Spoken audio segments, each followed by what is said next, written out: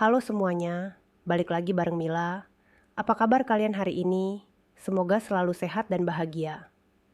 Ya, sebelum kita mulai, Mila mau lihat nih, seberapa banyak sih keluarga online Mila yang hadir hari ini? Coba absen dulu, tulis nama dan asal kota kalian di kolom komentar, dan jangan lupa ketik hadir. Dan buat kamu yang belum subscribe, jangan lupa klik tombol subscribe dan nyalakan lonceng notifikasinya. Ya, supaya kamu enggak ketinggalan setiap cerita seru, inspiratif, dan penuh makna dari Mila. Siap? Kalau sudah, yuk kita masuk ke ceritanya. Hari ini Mila mau ajak kalian menyelami kisah yang bikin emosi campur aduk. Sebuah cerita tentang pengorbanan, harga diri, dan balas dendam yang elegan. Dengan judul yang panjang dan menusuk ini, mertuaku tega permalukan ibuku di hari pernikahanku, karena tahu besarnya keluarga miskin. Mereka tak tahu. Sebenarnya aku dan keluarga aku adalah pemilik saham terbesar di perusahaan tempat keluarga mereka bekerja. Langsung kubatalkan pernikahan itu dan kubuat mereka syok. Siapkan diri kalian, karena kisah ini benar-benar tidak terduga. Yuk, kita mulai. Megapolis, kota yang tak pernah tidur. Di balik gedung-gedung pencakar langit yang menjulang, ada kehidupan yang bergerak dalam tempo berbeda. Di sebuah kafe sederhana di kawasan pusat kota, di antara hiruk-pikuk pekerja kantoran yang tergesa-gesa, duduklah seorang wanita muda bernama Risa. Usianya baru 26 tahun, namun sorot matanya menyimpan kedewasaan yang tak biasa. Ia mengenakan kaos polos dan celana jeans usang, jauh dari kesan glamor seorang pewaris tunggal Galaxy Group, salah satu perusahaan holding terbesar di Asia Tenggara. Risa sengaja menyamar. Ini adalah bagian dari misi yang diberikan ayahnya, Pak Wisnu Tarigan. Ayahnya sudah lelah melihat Risa didekati pria-pria yang hanya tertarik pada hartanya. Cari pria yang mencintai kamu, bukan uang kita, sah, begitu pesan ayahnya, dan Risa menuruti. Ia meninggalkan apartemen mewahnya, mobil sportnya, dan kartu kreditnya. Ia hanya membawa uang tunai seadanya, tinggal di kos-kosan kecil, dan bekerja sebagai freelance designer. Pagi itu, Risa sedang asik menggambar sketsa di buku catatannya, ditemani secangkir kopi hitam.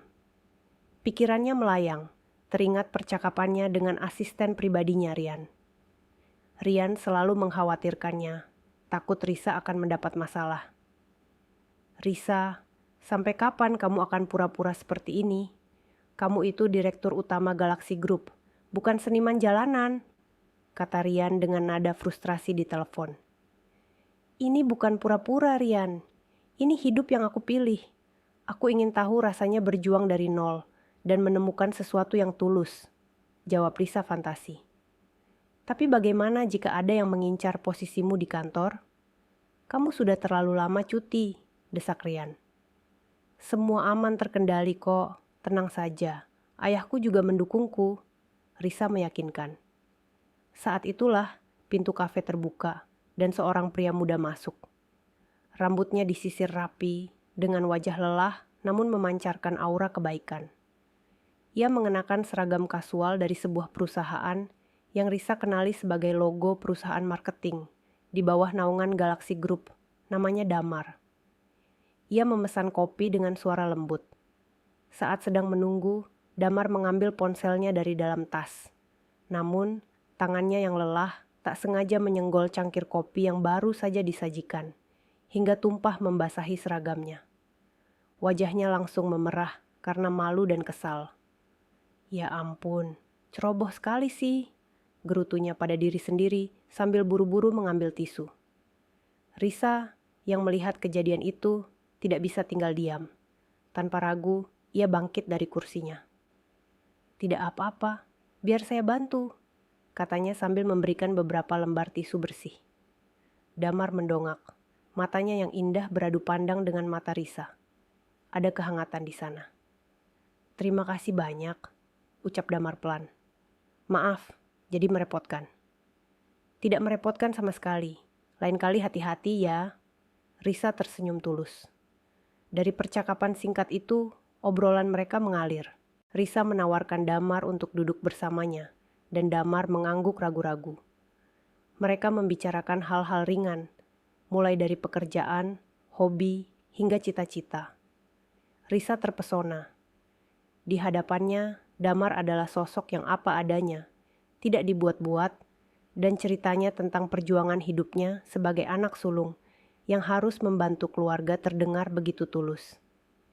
Aku bekerja di bagian marketing di Galaxy Group, cerita Damar dengan bangga. Risa terdiam sejenak. Matanya memancarkan sedikit geli.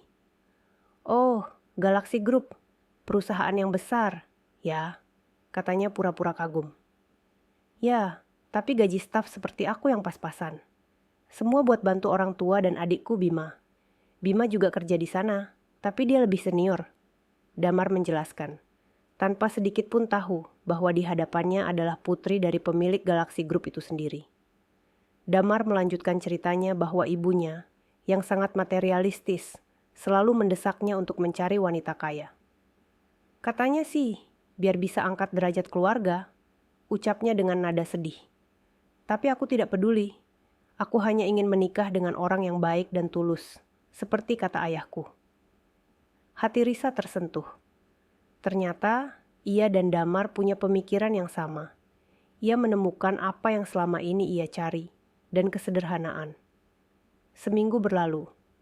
Pertemuan di kafe itu berlanjut menjadi kencan-kencan sederhana. Mereka menikmati makan malam di warung tenda, berjalan-jalan di taman kota, dan saling bercerita tentang mimpi-mimpi mereka. Risa benar-benar jatuh cinta pada Damar yang apa adanya. Suatu sore, saat mereka berdua duduk di bangku taman, Risa memberanikan diri untuk menggenggam tangan Damar. Damar, aku tahu kita belum lama kenal, tapi aku serius denganmu. Maukah kamu menjadi kekasihku? Tanyanya dengan tatapan penuh harap. Damar tersenyum. Senyum yang membuat hati Risa menghangat. Ya Risa, aku mau, jawabnya pelan. Di balik kebahagiaan itu, Risa merasakan sedikit kegelisahan. Ia belum memberitahu Damar siapa dirinya. Ia masih ingin menikmati momen indah ini.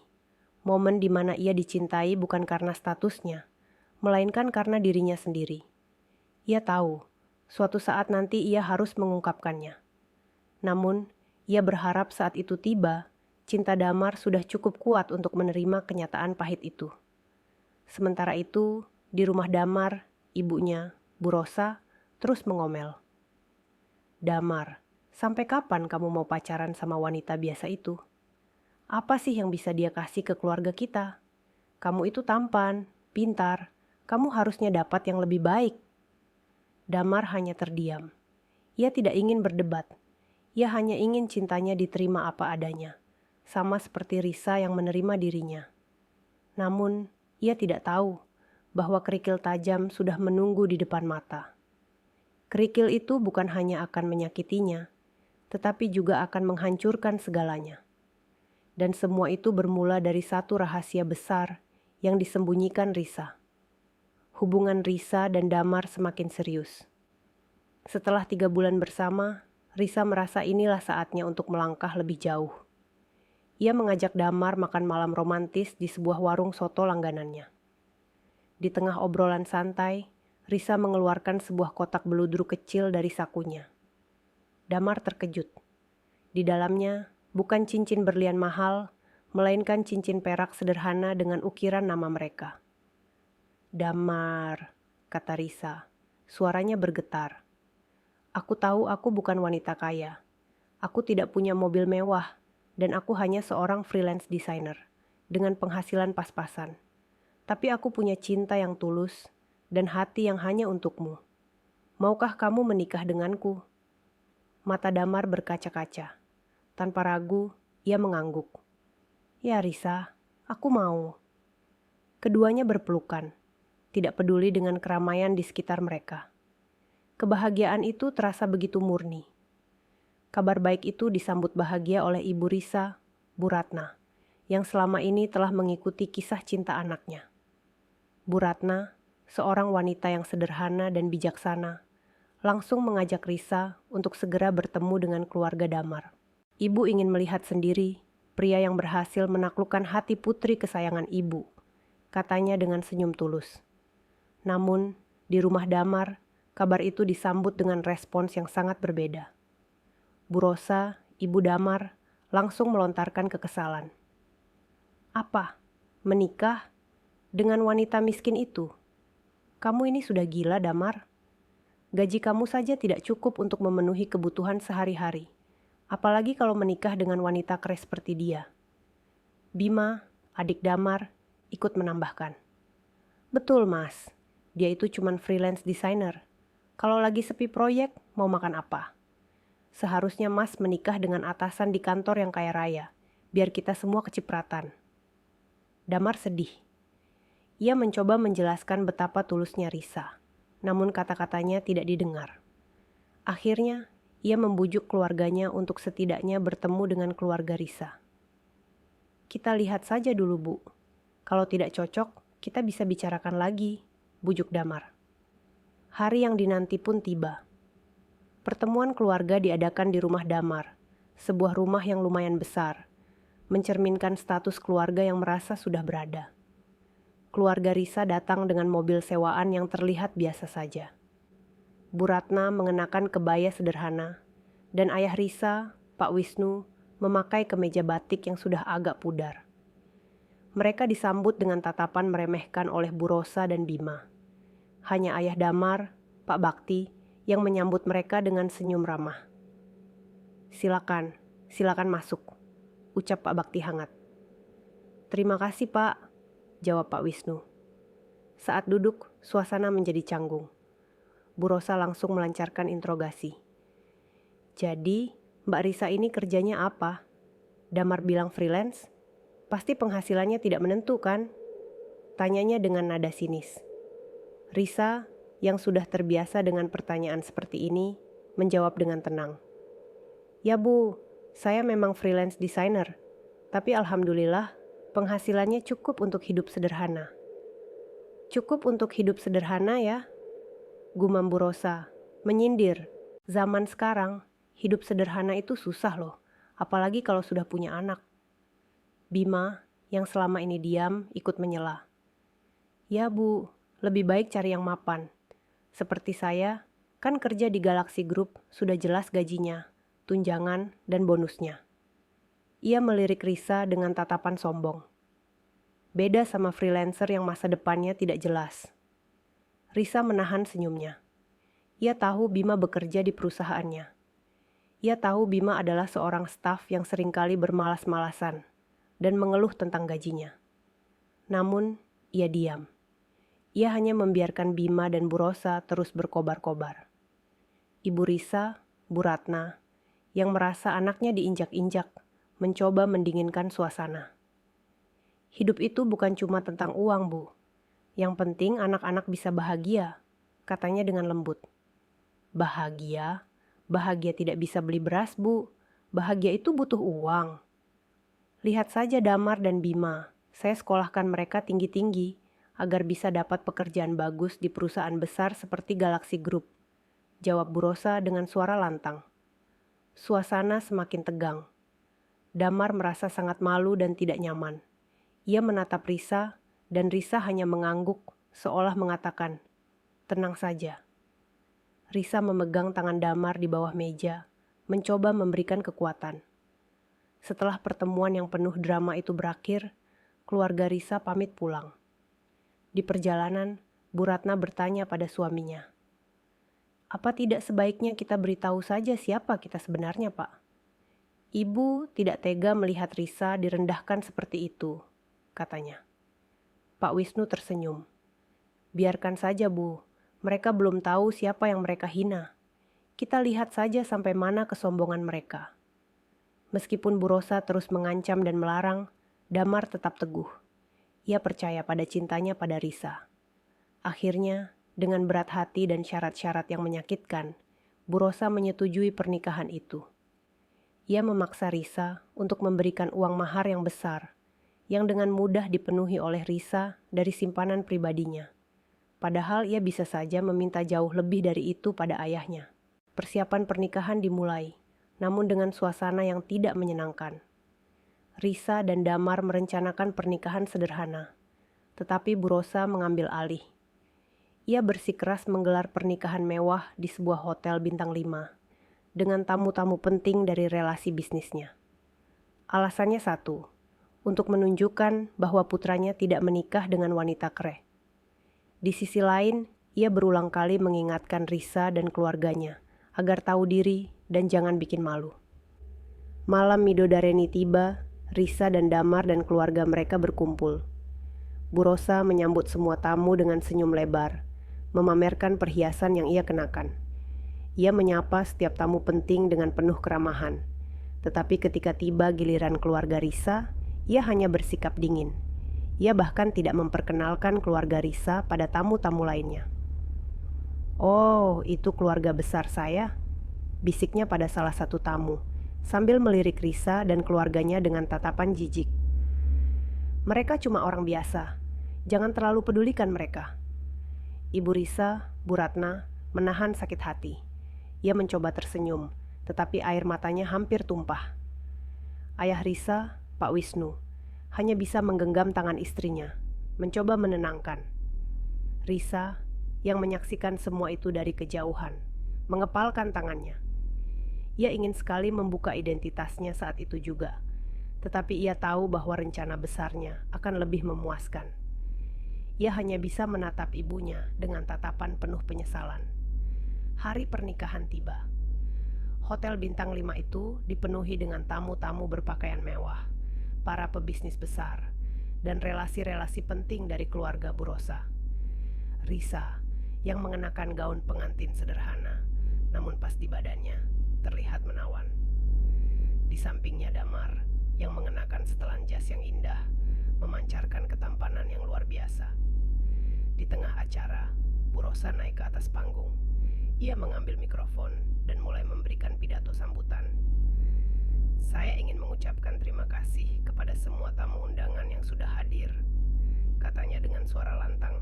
"Hari ini adalah hari yang paling bahagia untuk keluarga kami, karena putra saya, Damar, menikah. Dan saya sangat bersyukur karena kami sudah menjadi keluarga besar. Sayangnya, tidak semua keluarga yang hadir di sini bisa saya sebutkan satu persatu, karena, ya, ada beberapa dari mereka yang tidak selevel dengan kita." Semua mata tertuju pada Bu Rosa. Ia tersenyum sinis, lalu menunjuk ke arah tempat duduk keluarga Risa. "Seperti yang kalian lihat, keluarga besar kami, ya, beginilah adanya. Saya harap mereka bisa tahu diri dan tidak membuat malu keluarga kami di depan tamu-tamu penting." Seisi ruangan hening. Risa yang berada di dekat panggung membeku. Ia melihat ibunya, Bu Ratna, tertunduk malu, mencoba menahan air mata yang sudah tumpah. Wajahnya memerah dan tangannya bergetar. Hati Risa hancur. Ini bukan lagi soal dirinya, tapi harga diri ibunya yang dipertaruhkan. Ayah Risa, Pak Wisnu, bangkit dari kursinya. Wajahnya sudah memerah menahan amarah. Bima, yang berdiri di samping Bu Rosa, hanya terkikik geli melihat Risa dan keluarganya menjadi bahan tawanan. Risa tidak tahan lagi. Pengorbanan ibunya, cintanya, dan ketulusannya diinjak-injak begitu saja. Ia melangkah maju, tangannya mengepal, dan matanya memancarkan kemarahan yang membara. Ia mengambil mikrofon dari tangan Bu Rosa, yang terkejut melihat keberanian Risa. Seisi ruangan kembali hening, menanti apa yang akan terjadi selanjutnya. Risa memandang Bu Rosa dan Bima dengan tatapan dingin. Lalu ia memandang ibunya yang sedang menangis, dan ia tahu saatnya sudah tiba. Ia tidak akan membiarkan ibunya dihina lagi. Risa memegang mikrofon dengan erat. Tatapan matanya menusuk Bu Rosa yang masih berdiri di sampingnya. Suasana yang tadinya hening kini terasa mencekam. Damar, yang berdiri di panggung di antara mereka, hanya bisa memandang Risa dengan bingung. Ia tidak mengerti mengapa Risa mengambil mikrofon, atau mengapa tatapannya begitu dingin. Risa menarik napas dalam-dalam. "Terima kasih Bu Rosa, atas sambutannya." Ucapnya, suaranya terdengar tenang namun tegas, membuat seisi ruangan semakin penasaran. Saya juga ingin mengucapkan terima kasih kepada semua tamu undangan yang telah hadir di hari yang seharusnya menjadi hari bahagia bagi saya dan Damar. Ia menoleh ke arah Damar, tatapannya melembut. Damar membalas tatapan itu seolah bertanya apa yang sedang terjadi. Risa menatapnya sejenak, lalu kembali menatap tamu-tamu yang hadir. Seperti yang dikatakan Bu Rosa tadi, ada beberapa dari kita yang tidak selevel. Lanjut Risa, mengulangi kata-kata Bu Rosa dengan penekanan yang jelas. Mungkin itu benar. Saya dan keluarga saya memang tidak selevel. Kami tidak selevel dengan keluarga yang rela mempermalukan orang lain demi gengsi. Tidak selevel dengan keluarga yang mengukur harga diri dari uang. Dan tidak selevel dengan keluarga yang memperlakukan besannya seperti sampah. Wajah Bu Rosa langsung memucat. Bima, yang tadinya tersenyum sinis, kini terdiam, matanya melebar. Para tamu undangan mulai berbisik-bisik. Mereka tidak menyangka bahwa pengantin wanita yang terlihat biasa saja itu berani melontarkan kata-kata setajam itu. Damar terkejut, tangannya mencengkeram jasnya, hatinya berdebar tak karuan. Dengan segala hormat dan di hadapan semua tamu yang terhormat di sini, lanjut Risa, suaranya bergetar menahan amarah. Saya, Risa Tarigan, membatalkan pernikahan ini. Damar membelalakan mata, air mata langsung mengalir di pipinya. Ia tidak percaya dengan apa yang ia dengar. Risa, apa yang kamu bicarakan? Bisiknya, mencoba meraih tangan Risa. Namun, Risa mengabaikan tangannya. Ia menatap lurus ke arah Bu Rosa dan Bima, yang kini terlihat sangat panik. Saya tidak bisa membangun keluarga dengan orang yang tidak menghargai ibu saya. Saya tidak bisa menikah dengan putra dari seorang ibu yang tega menginjak-injak harga diri besarnya sendiri. Risa, apa-apaan kamu ini? Jangan main-main. Bentak Bu Rosa, mencoba merebut mikrofon, namun Risa menghindar. Ini bukan main-main Bu Rosa, ini adalah kenyataan. Anda sudah berhasil mempermalukan ibu saya. Sekarang giliran saya yang mempermalukan Anda. Damar, yang sudah tidak bisa menahan perasaannya, menangis terseduh-seduh. Ia tahu pernikahan impiannya hancur. Bukan karena ia tidak mencintai Risa, tetapi karena perlakuan buruk ibunya. Tiba-tiba, seorang pria parubaya yang terlihat sangat berwibawa, salah satu tamu penting dari relasi bisnis Bu Rosa, bangkit dari kursinya. Risa Tarigan, apakah kamu putri dari Pak Wisnu Tarigan, pemilik Galaxy Group? Tanyanya dengan suara ragu-ragu. Risa tersenyum sinis. Saya rasa pertanyaan Bapak akan terjawab setelah saya selesai berbicara. Ia kembali menatap Bu Rosa dan Bima. Anda mengatakan bahwa keluarga saya tidak selevel dengan Anda. Anda mengatakan bahwa saya hanya freelance desainer miskin yang tidak punya masa depan. Risa tertawa pelan. Tawa yang terdengar sangat menyeramkan. Bima, kamu bekerja di Galaxy Group, kan?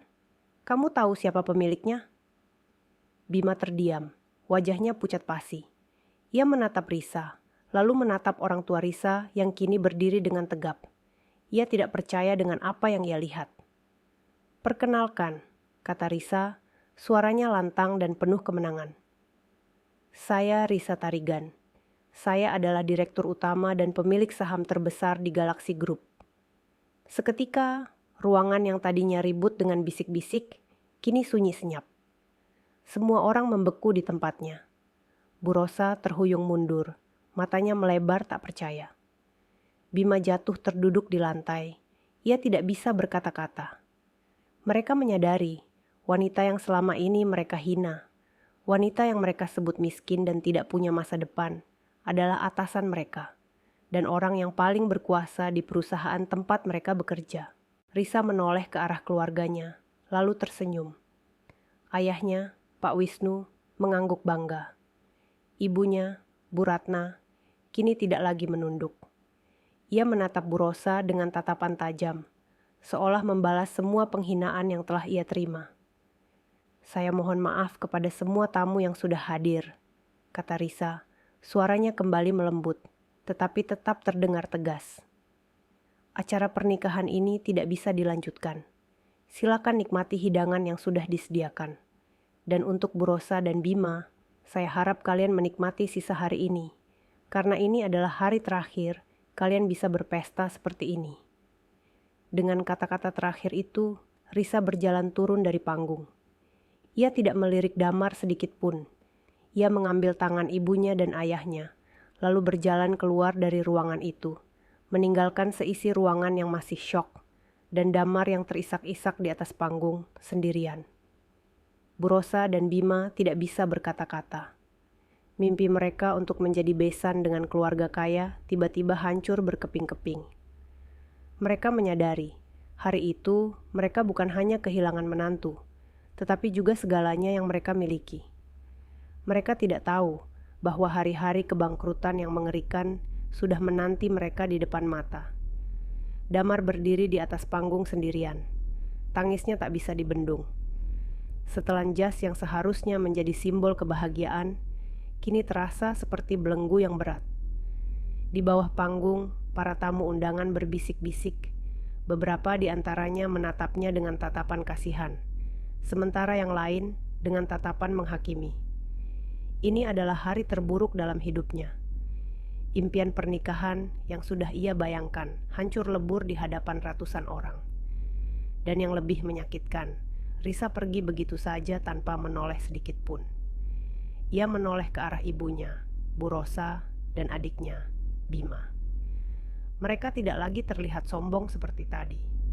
Wajah mereka pucat pasi, dipenuhi dengan rasa malu dan ketakutan. Bu Rosa kini hanya bisa menangis terisak-isak. Ia menyadari semua ucapannya kini telah berbalik menghantamnya. Ia tidak lagi peduli dengan Damar. Ia hanya peduli dengan reputasi dan kehancuran yang akan menimpa keluarganya. Bima, yang tadinya duduk dengan kepala tegak, kini hanya bisa menunduk, tidak berani menatap mata siapapun. Damar melihat pemandangan itu dan perasaannya bercampur aduk. Ada rasa sedih yang mendalam, marah, dan lega. Ia tahu pernikahan itu tidak akan pernah bisa bahagia. Ia menyadari, Risa tidak hanya membatalkan pernikahan untuk membalas dendam, tetapi juga untuk melindunginya dari keluarga yang toksik dan hanya peduli pada materi. Dengan langkah gontai, Damar turun dari panggung. Ia tidak mempedulikan jasnya yang mahal. Ia hanya ingin pergi dari tempat itu. Ia berjalan mendekati Bu Rosa dan Bima, yang kini sedang berbisik-bisik panik. "Maafkan ibu, Damar," kata Bu Rosa, suaranya bergetar. "Maafkan ibu." Damar tidak menjawab. Ia menatap ibunya dengan tatapan kosong. "Bu, apa yang sudah ibu lakukan?" tanya Damar. Suaranya pelan tapi menusuk. "Ibu menghina Risa, menghina keluarganya, dan sekarang ibu menyalahkan siapa?" Bu Rosa terdiam. Ia tidak bisa menjawab. Bima mencoba menengahi. "Mas, kita kan tidak tahu kalau dia orang kaya. Kalau kita tahu, kita tidak akan begitu kok." Damar tertawa sinis. "Jadi, kalau dia orang miskin, kita boleh menghinanya, begitu? Kita boleh memperlakukan orang lain seenaknya?" Bima bungkam. Ayahnya, Pak Bakti, yang sedari tadi hanya diam, kini angkat bicara. "Sudahlah Damar, jangan ribut di sini, kita pulang saja." Mereka bergegas keluar dari hotel, menghindari tatapan para tamu undangan. Di dalam mobil tidak ada yang bicara, hanya suara isakan Bu Rosa yang terdengar. Damar hanya bisa menatap keluar jendela, air matanya terus mengalir. Ia tidak menangisi pernikahan yang batal, tetapi ia menangisi kebodohan keluarganya dan cinta tulusnya yang dikhianati. Ia menyadari, ia harus membuat keputusan. Ia tidak bisa lagi hidup di bawah bayang-bayang keluarga yang tidak mendukungnya. Sampai di rumah, Bu Rosa langsung pingsan, mungkin karena syok dan malu. Bima sibuk mengurus ibunya, sementara Damar hanya bisa masuk ke kamarnya. Ia duduk di lantai, bersandar di dinding, dan memandang sekeliling. Kamar itu dipenuhi dengan barang-barang mahal yang dibelikan oleh Bu Rosa, agar Damar bisa terlihat selevel dengan teman-temannya. Damar memandang barang-barang itu dengan jijik. Ia menyadari, semua barang-barang ini tidak bisa membeli kebahagiaan. Damar mengambil ponselnya. Ia membuka galeri foto, melihat foto-fotonya bersama Risa. Foto-foto saat mereka makan soto, saat mereka berjalan-jalan di taman, saat Risa melamarnya dengan cincin perak sederhana. Air matanya kembali tumpah. Ia tahu, Risa adalah wanita yang baik, wanita yang tulus. Ia tahu, Risa tidak pantas mendapatkan perlakuan seperti itu. Ia membuka kontak Risa. Hatinya ingin sekali menelepon Risa, meminta maaf, dan menjelaskan semuanya. Namun, ia tidak berani. Ia menyadari, semua ini adalah kesalahannya. Ia seharusnya lebih tegas pada ibunya. Ia seharusnya lebih berani membela Risa. Ia malu. Ia merasa tidak pantas untuk Risa. Pikiran Damar dipenuhi dengan kenangan Risa, dan ia pun teringat pesan Risa saat mereka pertama kali bertemu. Aku ingin tahu, rasanya berjuang dari nol dan menemukan seseorang yang tulus. Damar menyadari, ia tidak boleh berlarut-larut dalam kesedihan. Ia harus bangkit. Ia harus membuktikan pada Risa, pada keluarganya, dan pada dirinya sendiri, bahwa ia adalah pria yang kuat dan mandiri. Ia bangkit, mengambil koper kecilnya, dan mulai mengemas barang-barangnya. Ia hanya membawa barang-barang yang paling penting, pakaian, buku-buku, dan cincin perak pemberian Risa. Ia meninggalkan semua barang-barang mewah yang dibelikan ibunya. Ia tidak ingin lagi hidup di bawah bayang-bayang kemewahan palsu itu. Saat ia berjalan keluar dari kamarnya, ia bertemu dengan Bima. "Mas mau kemana? Ibu masih sakit loh," tanya Bima. Suaranya terdengar cemas. "Aku mau pergi," jawab Damar. Suaranya tenang dan tegas. "Aku tidak akan kembali sampai aku menemukan diriku sendiri." Bima mencoba menahan Damar, tetapi Damar sudah mengambil keputusan. Ia berjalan keluar dari rumah, tidak peduli dengan teriakan Bima. Ia hanya ingin memulai hidup baru, hidup yang ia pilih sendiri, tanpa campur tangan keluarganya. Ia tidak tahu bahwa keputusan ini akan membawanya pada takdir yang lebih besar, dan akan membawanya kembali berhadapan dengan Risa di tengah-tengah rencana balas dendam yang telah Risa siapkan. Di dalam mobil mewah yang kini terasa asing, Risa duduk diam di kursi belakang, berdampingan dengan ayahnya. Ibunya, Bu Ratna, duduk di depan, sesekali menyeka air mata yang masih tersisa. Kemarahan di hati Risa belum padam, namun kini bercampur dengan rasa sakit yang menusuk. Ia tidak tahu apa yang lebih menyakitkan. Melihat ibunya dipermalukan di depan umum, atau melihat Damar, pria yang dicintainya, berdiri sendirian di atas panggung dengan setelan jas yang basah oleh air mata. "Risa, kamu yakin dengan keputusanmu?" tanya Pak Wisnu. Suaranya tenang, namun Risa tahu ayahnya juga merasakan amarah yang sama. "Sangat yakin, Ayah," jawab Risa. Suaranya dingin. Mereka harus tahu bahwa ada harga yang harus dibayar untuk setiap perbuatan keji. Aku tidak bisa membiarkan Damar terjerumus lebih jauh ke dalam lingkungan yang merusak seperti itu. Di balik keputusan itu, Risa juga diliputi rasa bersalah. Ia memandang keluar jendela, menatap jalanan yang basah oleh hujan, sama seperti matanya yang hampir meneteskan air mata. "Maafkan aku, Damar," bisiknya dalam hati. "Aku tahu ini sangat menyakitkan, tapi ini adalah satu-satunya cara untuk membangkitkanmu." Ia percaya bahwa Damar adalah pria yang kuat dan mandiri, dan perlakuan keluarganya yang mengerikan ini akan menjadi katalis yang ia butuhkan untuk benar-benar berdiri di atas kakinya sendiri. Sesampainya di rumah, Risa langsung mengambil ponselnya. Wajahnya yang tegang kini kembali ke mode direktur utama. Ia menghubungi Rian, asisten pribadinya. "Rian, batalkan semua cuti saya. Saya akan kembali ke kantor besok pagi. Ada pekerjaan penting yang harus kita selesaikan," perintahnya dengan nada dingin. "Dan kirimkan surat pengunduran diri atas nama saya dari semua grup chat dan komunitas freelance yang saya ikuti." "Ada yang bisa saya bantu, Bos?" tanya Rian, yang sudah mendengar kabar tentang insiden pernikahan yang viral di media sosial. "Tentu, dengarkan baik-baik. Saya mau kamu periksa semua laporan kinerja Bima, karyawan Galaxy Group. Saya ingin semua laporan itu dikaji ulang, dari laporan keuangan hingga kinerja harian. Saya ingin tahu, sudah berapa lama dia membolos, memalsukan laporan, dan apa saja yang telah ia lakukan di belakang saya.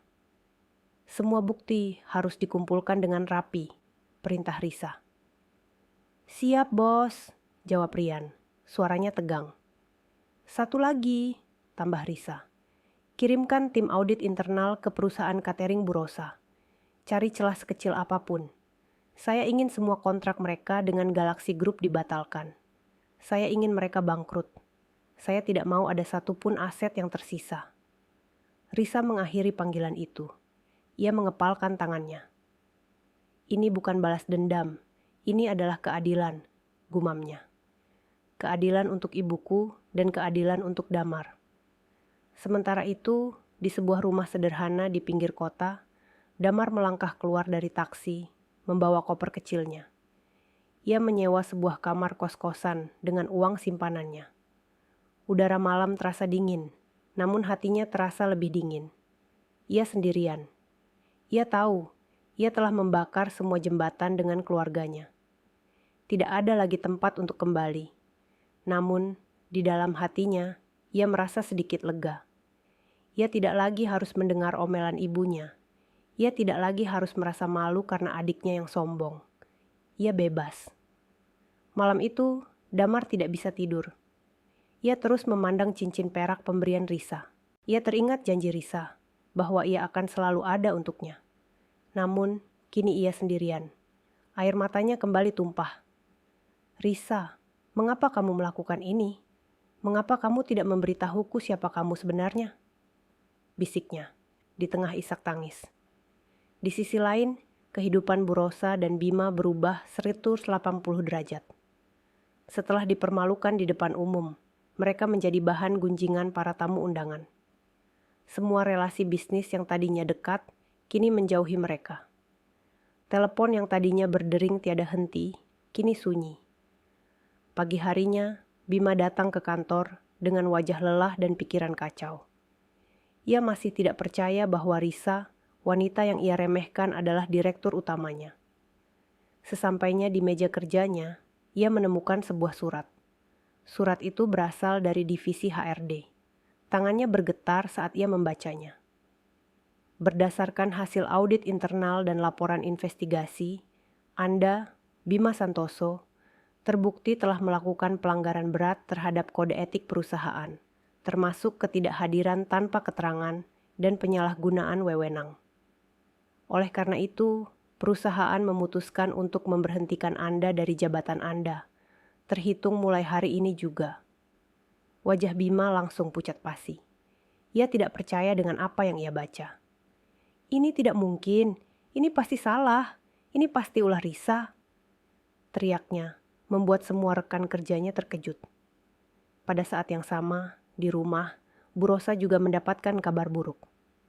Perusahaan cateringnya, yang selama ini menjadi pemasok untuk Galaxy Group, mendapatkan surat pemberitahuan bahwa semua kontraknya dibatalkan secara sepihak. Alasannya, ada ketidaksesuaian laporan keuangan dan kualitas produk yang tidak memenuhi standar.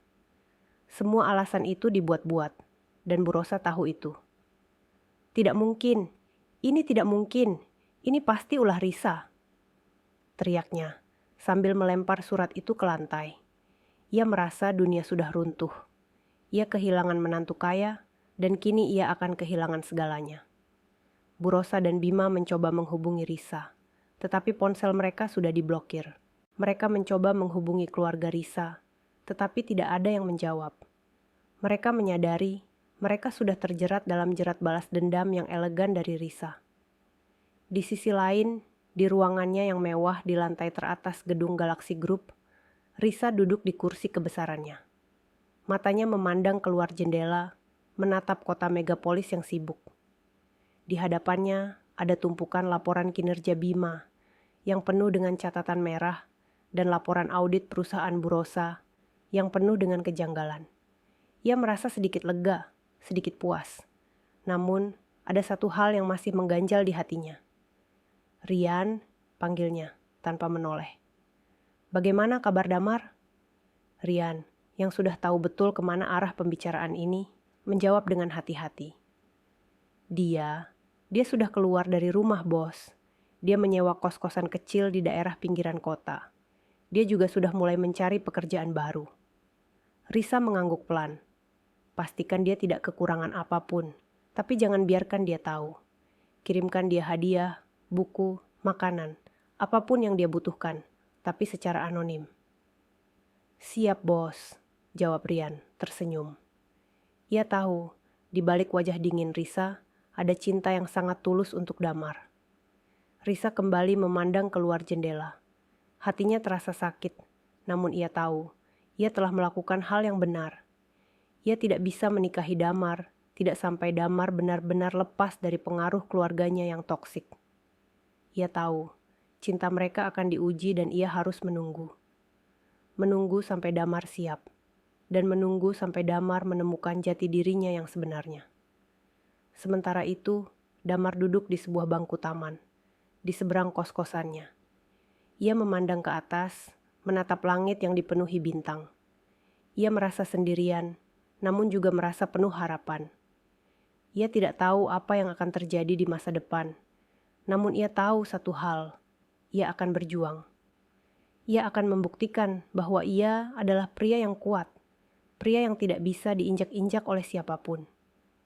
Kehancuran itu datang lebih cepat dari yang dibayangkan Bu Rosa dan Bima. Setelah Bima dipecat dan perusahaan catering Bu Rosa kehilangan kontraknya dengan Galaxy Group, badai masalah mulai berdatangan tiada henti. Bu Rosa yang tadinya selalu menganggap remeh orang lain, kini menjadi panik. Ia berteriak-teriak histeris di rumah, sementara Bima hanya bisa terdiam, duduk di sudut ruangan dengan tatapan kosong. Bima, apa yang harus kita lakukan? Galaxy Group itu pelanggan terbesar kita. Kalau kontraknya dibatalkan, kita bisa bangkrut. Teriak Bu Rosa. Tangisnya tak lagi terdengar seperti tangis penyesalan, melainkan tangis ketakutan. Bima, yang kini merasakan pahitnya kenyataan, mencoba menenangkan ibunya. Tenang Bu, kita masih punya pelanggan lain. Kita bisa cari yang baru. Namun, mencari pelanggan baru ternyata tidak semudah yang dibayangkan. Risa, yang kini kembali mengambil alih kursi direktur utama, tidak hanya membatalkan kontrak, tetapi juga menyebarkan berita tentang kinerja buruk catering Bu Rosa melalui jalur-jalur bisnis informal.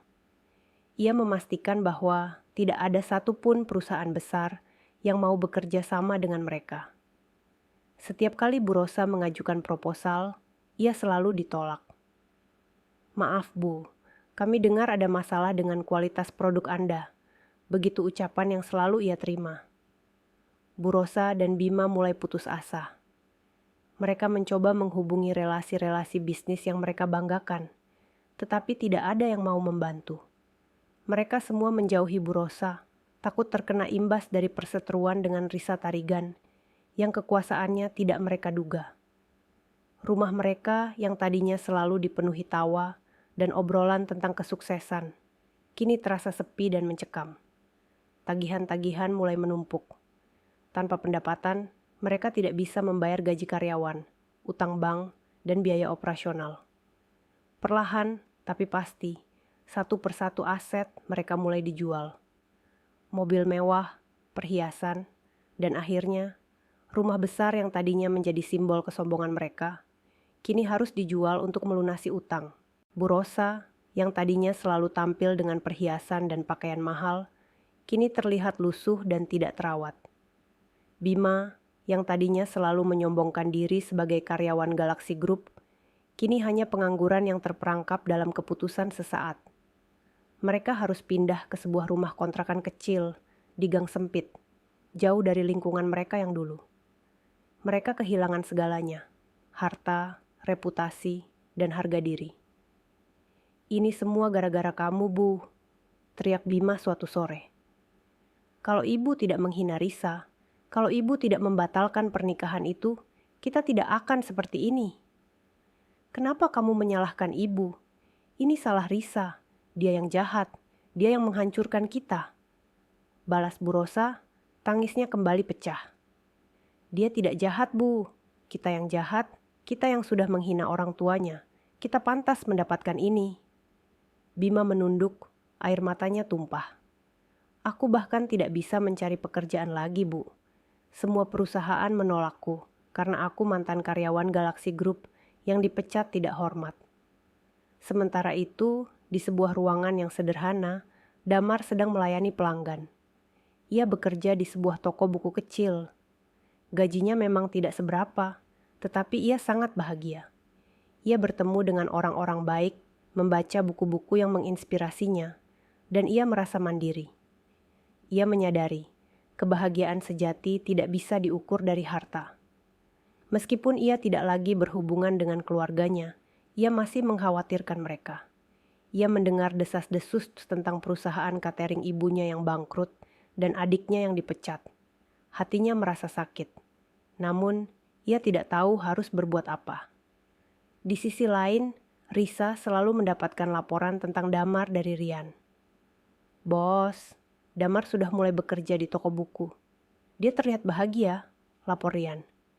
"Bagus," jawab Risa sambil tersenyum tipis. "Pastikan dia tidak kekurangan apapun, tapi jangan biarkan dia tahu. Kirimkan dia hadiah, buku, makanan, apapun yang dia butuhkan, tapi secara anonim." "Siap, Bos," jawab Rian, tersenyum. Ia tahu, di balik wajah dingin Risa, ada cinta yang sangat tulus untuk Damar. Risa tahu, balas dendamnya sudah hampir selesai. Ia sudah berhasil membuat Bu Rosa dan Bima merasakan penderitaan yang sama seperti yang ibunya rasakan. Namun, ia juga tahu, ia harus berhati-hati. Rencana balas dendamnya hanyalah langkah awal. Langkah selanjutnya adalah bagaimana ia bisa mendapatkan Damar kembali setelah semua yang terjadi. Ia tahu, itu tidak akan mudah. Ia harus menunggu sampai Damar benar-benar lepas dari pengaruh keluarganya yang toksik. Ia tahu, cinta mereka akan diuji dan ia harus menunggu. Menunggu sampai Damar siap, dan menunggu sampai Damar menemukan jati dirinya yang sebenarnya. Di sebuah rumah kontrakan kecil, Bu Rosa dan Bima duduk berdua, saling menatap dengan tatapan kosong. Mereka tidak punya apa-apa lagi. Mereka kehilangan segalanya karena kesombongan dan keangkuhan mereka sendiri. Mereka menyadari, mereka telah salah. Namun, penyesalan itu datang terlambat. Damar merasa hidupnya kini lebih tenang. Meskipun gajinya pas-pasan, ia sangat menikmati pekerjaannya di toko buku. Ia merasa tidak lagi terbebani oleh ekspektasi ibunya yang tak pernah puas, atau rasa malu karena tingkah laku adiknya. Ia juga seringkali menerima hadiah-hadiah anonim yang entah dari siapa. Sebuah buku langka, sekotak kue, atau bahkan sebungkus soto dari warung langganannya. Ia menduga Risa berada di balik semua ini, tetapi ia tidak berani berharap. Setiap kali ia memikirkan Risa, hatinya terasa sakit dan perih. Ia masih merasa malu dan tidak pantas. Sore itu, saat Damar sedang menata buku di rak paling atas, pintu toko terbuka dan bel berdering. Seorang wanita masuk, jantung Damar langsung berdebar kencang. Ia mengenali sosok itu. Wanita itu memakai kaos polos dan celana jeans, persis seperti Risa yang ia kenal dulu. Risa berjalan mendekat, tatapannya lekat pada Damar. "Damar," sapanya, suaranya lembut, sama seperti saat pertama kali mereka bertemu. Damar terdiam, tangannya yang memegang buku bergetar. Ia turun dari tangga dan menatap Risa dengan mata berkaca-kaca. Ada kerinduan, amarah, dan kebingungan yang campur aduk di matanya. "Risa," bisiknya. Mereka berdua duduk di bangku di sudut toko, di antara rak-rak buku yang menjulang tinggi. Suasana hening, hanya suara bisik-bisik dari pelanggan lain yang terdengar. Damar memandang Risa, mencoba membaca ekspresi wajahnya. Risa yang ia kenal kini adalah Direktur Utama Galaxy Group, wanita yang memiliki segalanya. Bukan lagi Risa si freelance desainer miskin yang ia cintai. "Damar, aku minta maaf," ucap Risa, memecah keheningan. "Aku minta maaf atas semua yang terjadi. Aku tahu ini sangat menyakitkan." Damar menunduk. Kenapa, Risa? Kenapa kamu tidak jujur dari awal? Kenapa kamu harus berbohong? Aku tidak berbohong, Damar. Aku hanya menyembunyikan kebenaran, jawab Risa. Suaranya pelan. Ayahku meminta aku untuk menemukan seseorang yang mencintaiku apa adanya, bukan karena hartaku. Dan saat aku bertemu kamu, aku tahu kamu adalah orangnya. Aku bahagia. Aku tidak ingin merusak kebahagiaan itu dengan statusku. Tapi kamu malah merusaknya dengan cara lain, balas Damar. Suaranya bergetar. Kamu membiarkan ibuku menghina keluargamu. Kamu mempermalukan keluargaku di depan umum. Dan kamu meninggalkanku begitu saja. Air matanya tumpah. Risa menatap Damar, matanya juga berkaca-kaca. Damar, aku tidak pernah bermaksud untuk menyakitimu, tapi aku harus melakukannya. Aku harus melindungimu dari keluargamu sendiri. Aku harus membuatmu menyadari bahwa kebahagiaan sejati tidak bisa diukur dari uang. Risa berhenti sejenak, lalu melanjutkan. Dan yang paling penting, aku tidak bisa membiarkan ibuku dipermalukan. Beliau adalah wanita yang paling berharga dalam hidupku. Damar terdiam. Ia tahu, Risa benar. Ia menyadari, Risa juga korban dari keegoisan keluarganya. Ia menyadari, Risa juga merasa sakit saat melihat ibunya dipermalukan. Ia menyadari, Risa membatalkan pernikahan bukan karena ia tidak mencintainya, tetapi karena ia mencintai keluarganya lebih dari segalanya. Damar mengangkat kepalanya, menatap Risa. Kenapa kamu melakukan semua ini? Apa yang kamu inginkan sekarang? Risa tersenyum. Aku ingin kamu kembali, Damar. Tapi bukan Damar yang dulu. Aku ingin kamu kembali sebagai pria yang kuat, yang mandiri, yang sudah menemukan jati dirinya sendiri. Aku ingin kamu kembali sebagai pria yang mencintaiku apa adanya, sama seperti aku mencintaimu. Pada saat yang sama, di sebuah rumah kontrakan kecil, Bu Rosa dan Bima sedang duduk di lantai. Mereka tidak punya makanan, tidak punya uang, tidak punya harapan. Mereka kini hanya bisa mengandalkan bantuan dari tetangga sekitar yang iba. Bu Rosa memandang Bima, lalu ia teringat wajah Damar, putranya yang dulu ia hina. Ia teringat betapa sombongnya ia dulu. Ia menangis terisak-isak. Maafkan ibu, Damar, bisiknya, suaranya parau. Ibu sangat merindukanmu. Di sisi lain, Bima juga terdiam. Ia teringat Risa, atasan yang ia remehkan. Ia teringat semua perkataannya yang sombong. Ia menyadari Risa tidak hanya menghancurkan karirnya, tetapi juga memberinya pelajaran berharga. Aku tahu aku salah, gumamnya, air matanya menetes. Aku tidak akan mengulangi kesalahan yang sama. Damar memandang Risa, lalu ia memandang cincin perak di jarinya. Ia teringat semua kenangan indah mereka, dan ia juga teringat semua penderitaan yang ia alami. Ia tahu, Risa adalah wanita yang baik, tetapi ia juga tahu, ada luka yang harus ia sembuhkan. Ia menarik napas dalam-dalam, lalu menatap Risa. Risa, aku butuh waktu, katanya. Suaranya penuh dengan tekad. Aku butuh waktu untuk menyembuhkan luka aku. Aku butuh waktu untuk benar-benar mandiri. Dan aku butuh waktu untuk memaafkan. Maukah kamu menunggu? Risa tersenyum. Senyum yang tulus, senyum yang sama seperti saat mereka pertama kali bertemu. Ia mengangguk. Aku akan menunggumu, Damar. Aku akan menunggumu sampai kamu siap. Sampai saat itu tiba, aku akan selalu ada di sini, untukmu. Dengan kata-kata terakhir itu, Risa bangkit dan berjalan keluar dari toko, meninggalkan Damar sendirian. Tetapi kali ini, Damar tidak merasa sedih.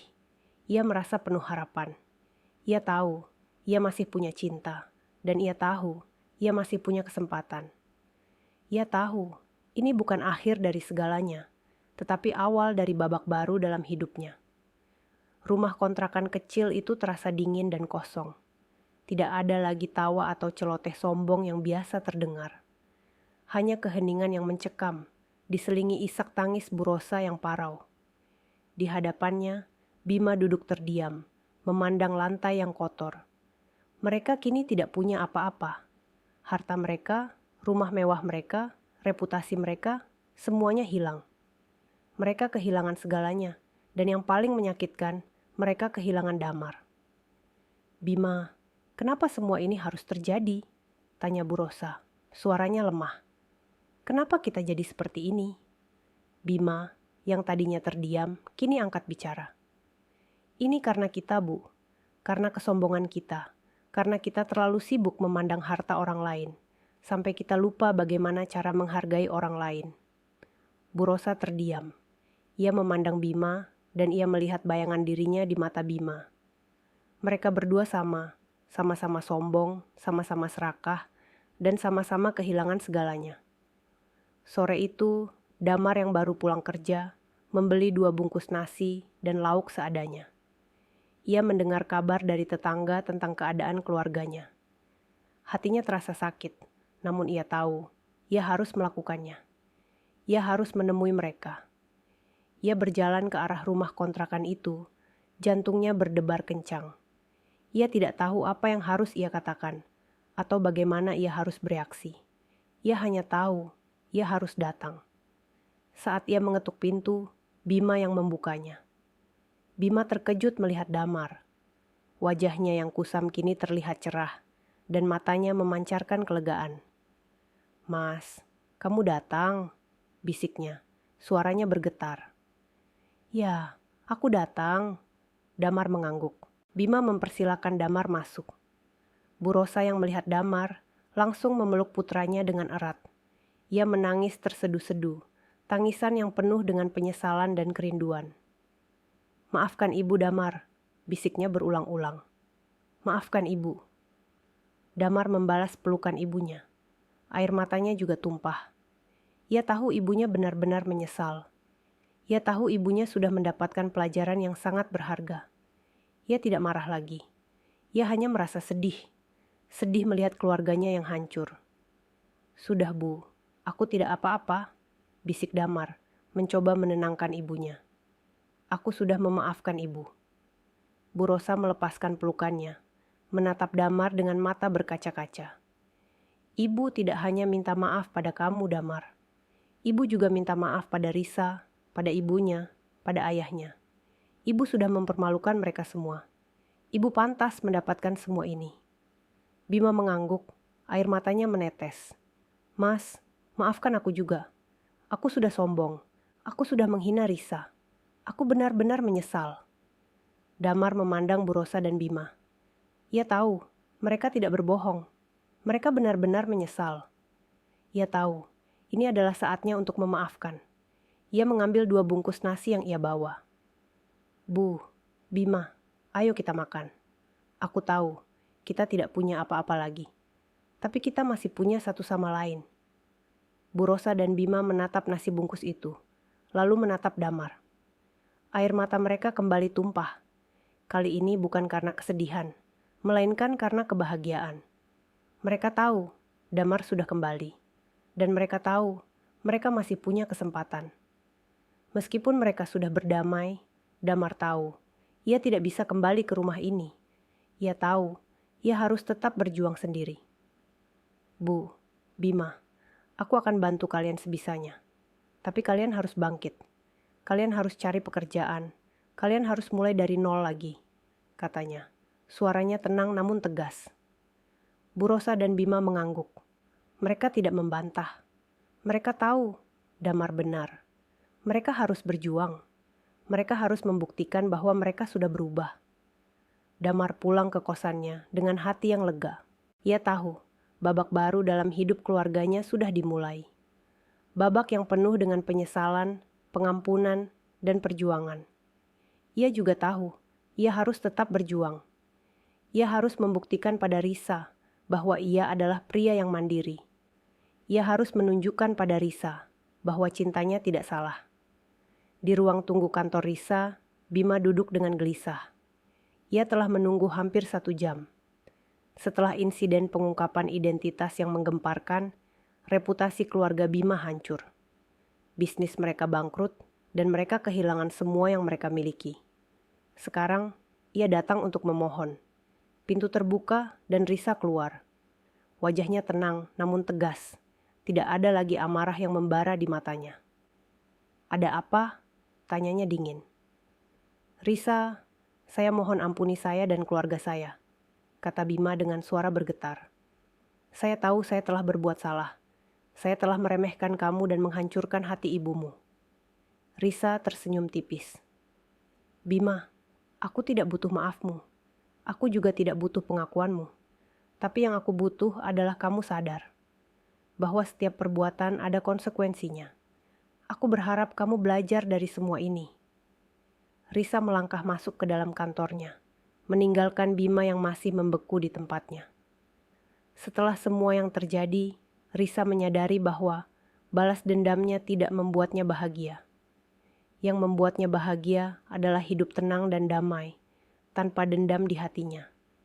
Ia menyadari bahwa kekuatan sejati bukan terletak pada seberapa besar ia bisa menghancurkan orang lain, melainkan seberapa besar ia bisa mengendalikan diri dan memaafkan.